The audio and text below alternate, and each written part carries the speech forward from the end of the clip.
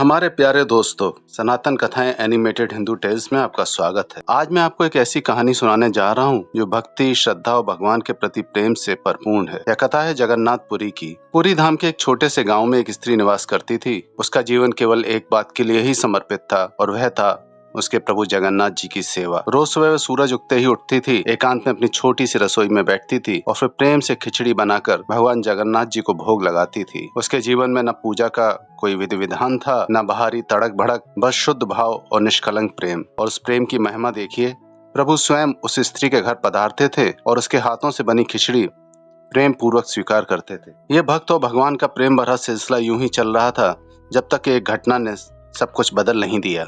हुआ यह है कि एक बार प्रभु को खिचड़ी खिलाने के बाद और फिर घर की साफ सफाई करने के बाद जब वो स्त्री नदी किनारे नहाने जा रही थी, रास्ते में उसे एक साधु मिले। उन्होंने पूछा, बेटी, इतनी दोपहर में स्नान करने कहाँ जा रही हो? क्या करूं महाराज, सुबह प्रभु के लिए खिचड़ी बनाती हूँ, फिर साफ सफाई करती हूँ और सब काम करने के बाद ही मुझे नहाने की फुर्सत मिलती है। वो स्त्री बोली, क्या कहा? बिना नहाए धोए प्रभु के लिए खिचड़ी बनाती हो? अरे ये तो महापाप है। तुम्हें पता नहीं कि भगवान को शुद्ध सात्विक भोग ही चढ़ाना चाहिए, वरना वो रुष्ट हो जाते हैं। साधु बोले। भोली भाली स्त्री डर गई। वो थर थर कांपने लगी। गलती हो गई महाराज, अब से नहा धोकर ही प्रभु को भोग लगाऊंगी। अगले दिन वो स्त्री सुबह उठी, सीधे नहाने नदी पर पहुंची। घर लौटी तो देखा प्रभु जगन्नाथ दरवाजे पर इंतजार कर रहे हैं। कहाँ गई थी माँ? प्रभु ने पूछा। अरे नहाने गई थी, अब से आपको नहा धोकर शुद्ध सात्विक आहार ही खिलाऊंगी। जल्दी करो माँ, मेरे पेट में चूहे कूद रहे हैं, प्रभु बोले। स्त्री जल्दी जल्दी रसोई की साफ सफाई करके खिचड़ी बनाने में लग गई। उधर मंदिर में भक्तों की लाइन लग चुकी थी और मंदिर के पट खुलने ही वाले थे। जल्दी करो माँ, प्रभु बोले, मेरे मंदिर जाने का समय हो रहा है। स्त्री ने जैसे तैसे खिचड़ी बनाई और प्रभु के हाथ में थाली दे दी। बहुत गर्म है, प्रभु खाते खाते बोले। प्रभु ने एक दो कौर खाए। हो गया माँ, मैं चला मंदिर। प्रभु हड़बड़ी में उठकर खड़े हुए। अरे पानी तो पी लो, बाद में, भागते भागते प्रभु बोले। प्रभु भागते भागते मंदिर पहुंचे। रास्ते में उन्हें वो साधु भी दिखे जिन्होंने माँ को ये पट्टी पढ़ाई थी।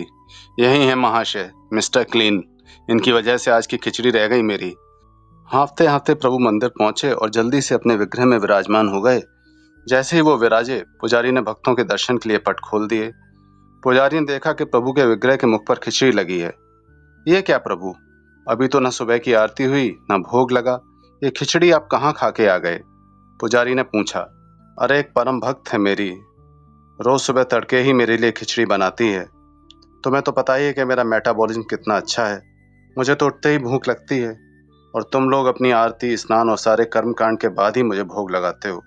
तुम भूख मिटाने के लिए मैं उन्हीं के पास पहुंच जाता हूँ, लेकिन कल एक साधु महाराज ने उन्हें शुष्क ज्ञान की पट्टी पढ़ा दी और उनके भाव को गलत ठहरा दिया। आज तुम जाकर उन माँ को समझा देना कि उनकी बिना स्नान, ध्यान और बिना कर्म कांड की खिचड़ी मुझे बहुत पसंद है, क्योंकि उसमें ढेर सारा भाव और विशुद्ध प्रेम मिला होता है। किसी के बहकावे में ना आए और इसी प्रकार मेरी भावपूर्ण भक्ति करती रहें। पुजारी की आंखों से आंसू बहने लगे।